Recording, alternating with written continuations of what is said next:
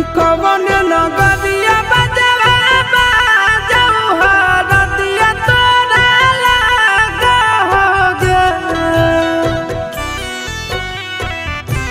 कवन नगरिया बजवा बाजऊ हरदिया तोरा लागोगे, हरदिया तोरा लागोगे।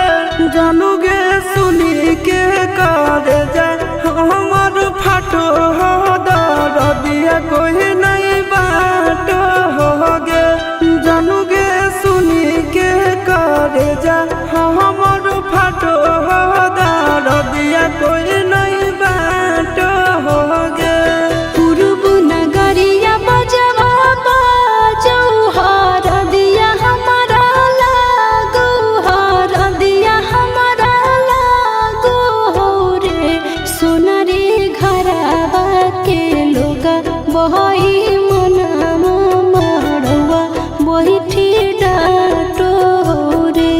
सोना रे घरवा के लोगा बही मनवा मड़वा बैठी डाटो रे।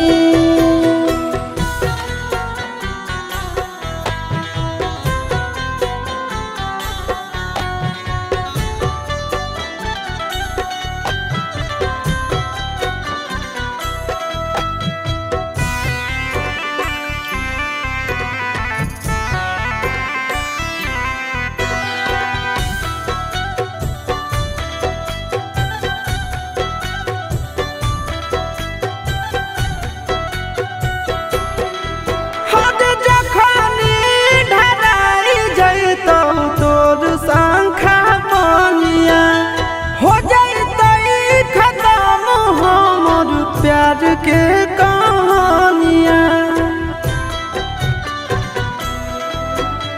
बुझे मजबूरी नहीं है हमर कसूर रे।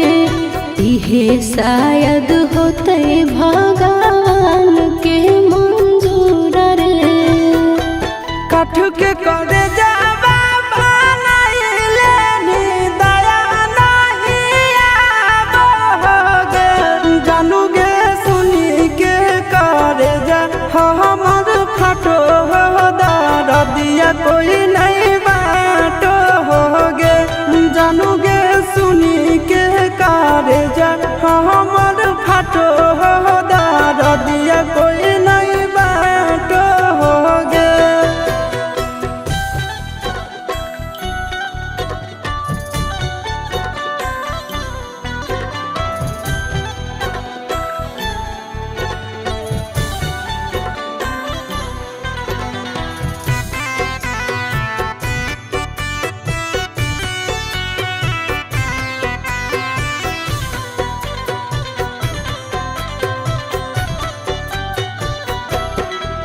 आगे तोरे नाम धड़को है दिल के धड़कनवा।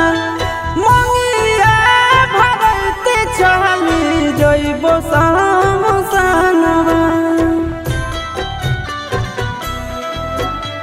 के कर दिए तो सही है किस्मत के खेला। भूल जाई है आशीष नंदन अमन आल बेला। तोरा बिना हमरो कुछ न भावो हो, दुख नहीं सहावो रे।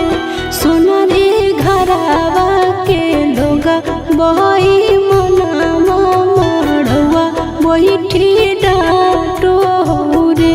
जानूगे सुनी के करे जा हमर फाटो हो दरदिया कोई